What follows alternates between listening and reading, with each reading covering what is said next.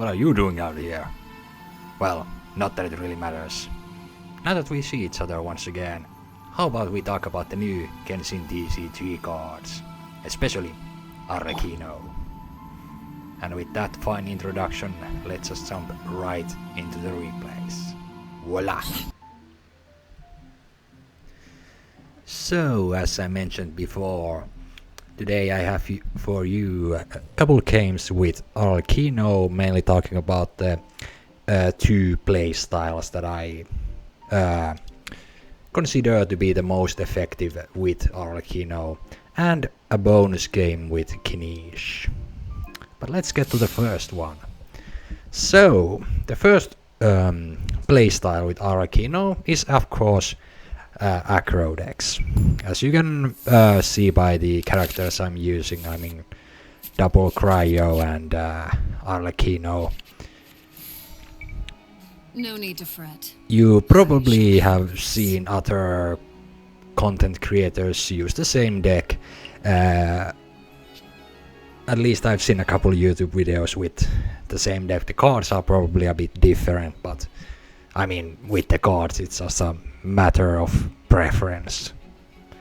But the game plan with this deck is very simple. Skill with Arlecchino once, switch to Frost Operative, try to burst Frost Operative on round 3, either by doing setup on round 1 or by doing a skill with Arlecchino and a skill with Frost Operative on round 1, and round 2 another skill and then burst. If you need to tank damage, switch to Cryo Cube, and yeah, that's about that. Nothing more complicated with this one. But then again, it's just a simple aggro deck. And round 3, after bursting Frost Operative, switch back to Arlecchino. All of your opponents either have a bunch of Bond of Life stacks or have taken a lot of damage from Frost Operative, which means they are easy pickings. Here you can see I decided to keep the talent card, keep the arcane card at the start of the match.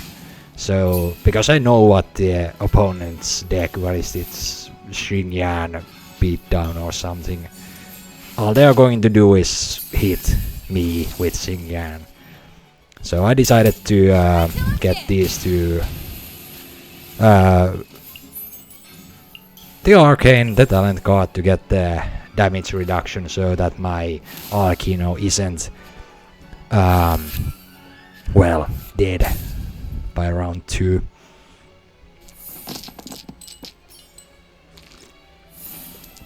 And like I mentioned at the start, we switched to Cryo Cube to tank the rest of the damage.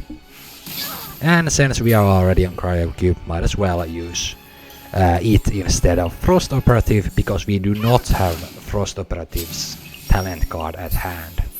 If you have the talent card, it's always better to go with Frost Operative. Here I simply decided to stay because I did not have it.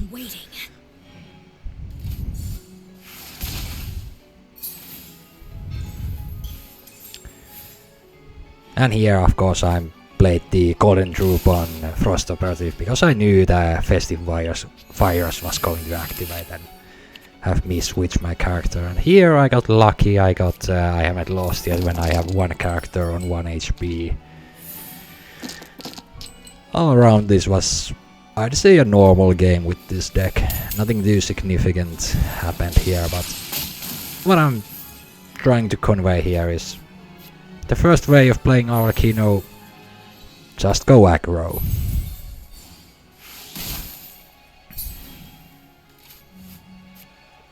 An insurmountable problem, I presume. Here also I did tune a bunch of cards so I could skill the Cryo Cube so that the Lightning Rod would stay on it. This way they were unable to do the big hit on Arlecchino. And here, I don't know why they are switching this much. I mean, they have two Favonius libraries. if they do not have good dice, what is wrong with this? What is going on here actually? Okay, they have somewhat good dice. Maybe at the start of the round they had worse, but seriously, I do not understand. When I played this game, I do not understand watching this replay. Why didn't they just skill?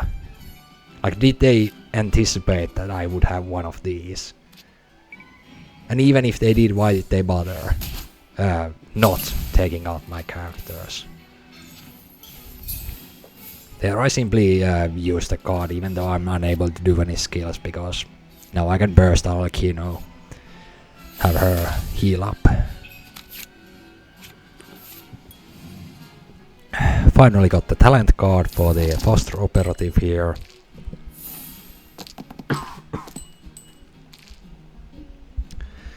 But the rest of the game is honestly rather uneventful. Pre-play War Princess because we can guess that the operative is going to get taken out. Play the talent card because that also counts towards War Princess upon lost. Like here they actually just, you know, do attacks instead of switch stalling. Like, man, you are not playing stall deck. Why are you switch stalling? And there they, of course, give up because, well, they can no longer take me out. I would have won either way. And yeah, so yeah, the first way of playing Arlecchino, go aggro. Frost Operative, basically a must. But instead of Cryo Cube, you can play another character that you like. But I'd say Frost Operative is a must if you are playing Arlecchino in an aggressive deck. But with that said, let's get to the next one. This is, I would say, a setup deck. Yes, I would classify this as a setup deck. Like, I don't know, maybe the professional players have ruled out some proper way of classifying decks, but I simply go by whatever, you know, event cards or equipment cards you have in your deck, like action cards. Yes, that's what they are universally called. So whatever action cards you have, they decide what kind of deck you are playing. And this one is, like I mentioned, the setup deck. We are using artifacts, weapons, of course talent cards. Not that much extra dice. I don't have any payments or what is that? I don't remember. What is that card that gives you 3 random dice after 3 elemental attacks? The name of which I cannot quite remember at the moment, but I do have Lipen in this deck. And, well, most of all, the point of this deck is someone with Yaya switch to Arlecchino, stay on Arlecchino all match with talent card Prospector's Thrill, giving you that extra amount of defense. And also Chevreuse is here simply so that we have something worthwhile to be discarded by the Prospector's Thrill. It's not here for any combo purposes. Right now. Though you could argue actually that if the opponent, let's say, plays a Lotus and 10 attacks Arlecchino who has Prospector's Thrill, the overcharged ball would get discarded and break the Lotus, so it does have some practical usability in its, outside of simply being a extra layer of protection.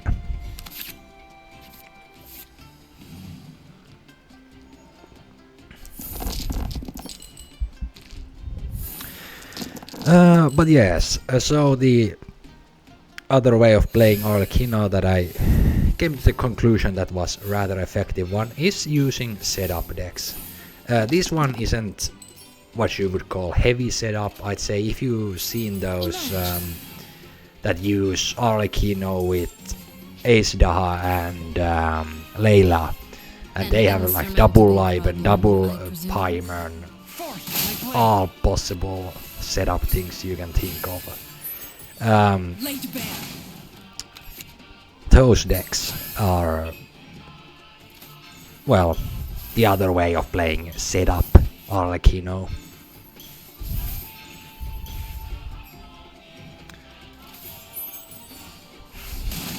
Also, a nice thing about this deck you might have, if you look at here, Prospector's Thrill activated earlier in this match, meaning that one of our attacks did +1 damage, that being the skill. After which we did a normal attack when the opponent had 1 stack of point of life. You can see that the opponent has 4 HP and a pyro application, meaning that Ye's summon will take them out. This was actually, I did not plan this when I designed this deck. I just realized when I was playing that's actually a rather good combination. Like the bonus damage from Prospector's Thrill plus 1 normal attack, assuming you did skill normal attack. And then if you have the summon with the extra damage, you take out an opponent. The scourge of evil. At the end phase, and also create overcharged ball.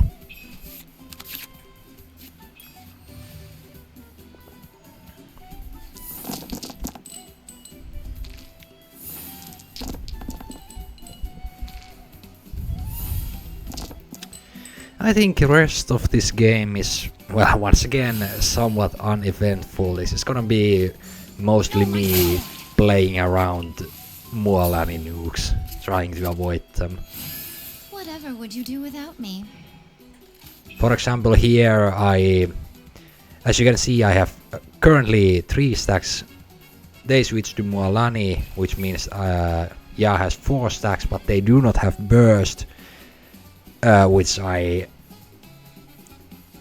knew, of course, meaning that the normal attack plus the stacks does exactly 9 damage at this moment.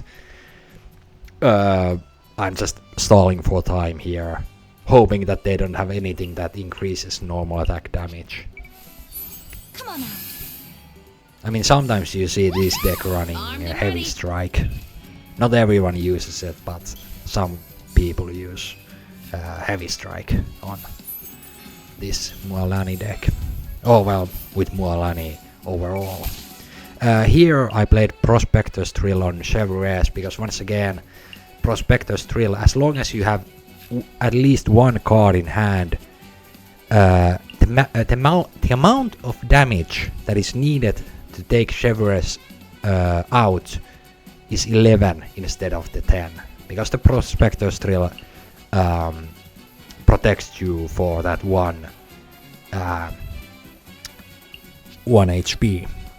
And because now we can see the opponents have their burst, meaning that if I did not play the drill, it would take 4 stacks like on Yae for the burst to take off Chevreuse. But now they need 5 stacks of bite target to take out Chevreuse here.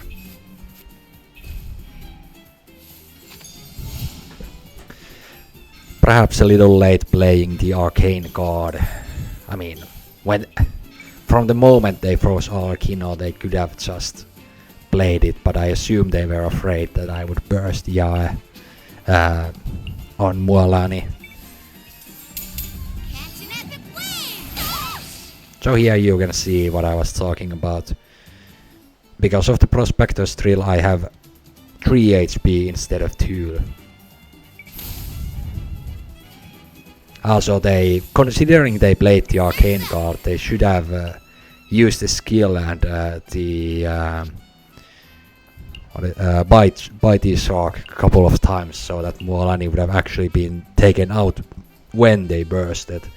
Because now, well, they cannot properly capitalize on the kill. They could have gotten a double kill is what I mean here, but now the shock missile is simply going to only take out Chevreuse, because I would have chosen Yae as a sacrifice from the moment I saw that they did not have gamblers. Because, I mean, might as well. The coming round I will be able to take them out. Because as you can see, I have extra dice here, and Millileth will give me an extra dice. I already knew, like, I have enough. I can even play a Lotus Crisp to protect my characters. Of course, because Mualani at these days does not have that much point of life. Actually, here I made a little miscalculation. If instead of hold on, I can see it here. Can you go away? Here, I did 2 normal attacks. Well, no, that's well, they're all skills. I did 2 normal attacks, which was a slight miscalculation. I should have used burst, because that would have left Mualani on 4 HP, which once again the summon would have taken out immediately when I ended my round. But there was a slight miscalculation on my part. I was so sure of winning at this point that I kind of glossed over the fact that, hold on, I should have used the burst. But as you'll end up seeing, this is enough defense. Like, once again, opponents, you should have just used the technique punch more instead of normal, like a normal attack burst. I don't know why. I mean, then again, I was going to win either way, but well, let's not criticize them too much. But yeah, that's that about Arlecchino. Lastly, I have a game with Kinich, and with Kinich there's, I'd say, 2 good ways to play it. One is dice magic, meaning you have either artifact engine or just Paimon and Liben and whatever combined together, so that you can, during one round, get a shit ton of dice and just use a bunch of techniques or skills with your characters, so that the Kinich is I got you, boss. rather unique elemental skill activates the grapple link, I think it is. Or is it grapple prepared? Grapple prepare, yes, I can speak. So either a dice engine or, like this deck, a summon deck. I'd say those are the 2 most effective ways of playing Kinich.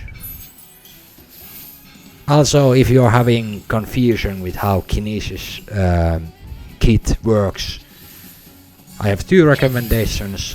First, play Kinich a lot.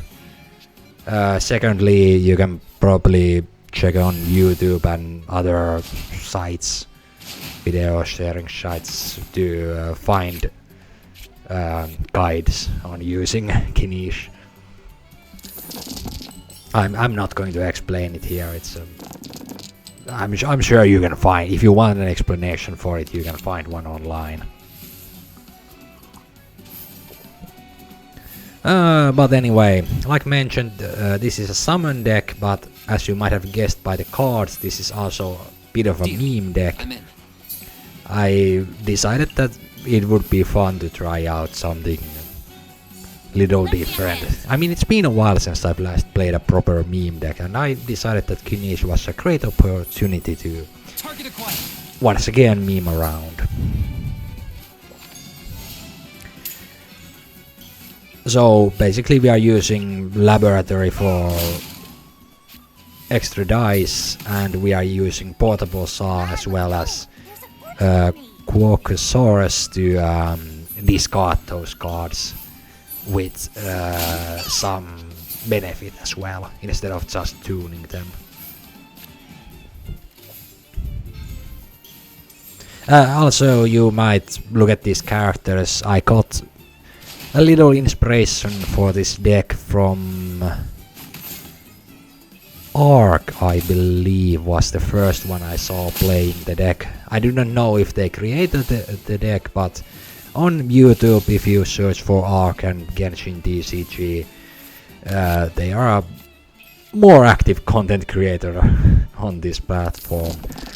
But anyway, this deck is inspired by their very similar deck character-wise. They had Thunder Manifestation instead of Dory, but I decided to lean into the summons more instead of having Thunder Manifestation for a big damage type of gameplay. And anyway, as I mentioned, this is more of a meme than an actual recommendation of a deck. Shower new praise. Shadow the past, mind to command. Like the game plan I have thought for this deck: summon with Dehia, set up, round 2 burst Kinich. Of course, in this match our opponent was using the ancient battleground arcane, which well, made me mess up that game plan, but not that it really matters. And after bursting Kinich, Dory skill, and after that just try to get the grapple prepared state on Kinich and resummon again and again. Time to get down to business. With Kinich and Dory, and Dehia will most likely get taken out. Such as I do here, I am sacrificing Dehia.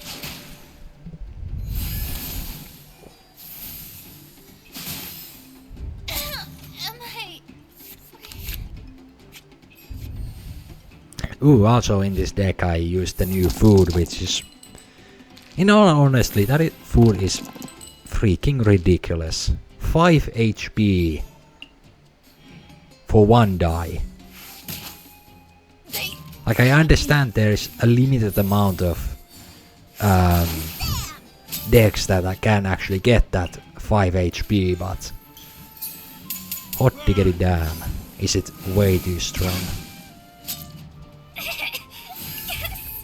Like, I'd say take the 1 immediate HP out and make it so that you only get HP per summon. That would probably be like somewhat balanced with that food. Because consider this: if you have Lini and a Mona, let's say in a double pyro deck, Lini summon, Mona summon, that food, you get 3 HP for 1 die. That's the same as playing a Lotus, and that's better than playing a Mondstadt Hash Brown for 1 die that only heals for 2 HP. That food is ridiculous, and I simply suggest make it so that it only heals per summon. It does not have that immediate +1 HP.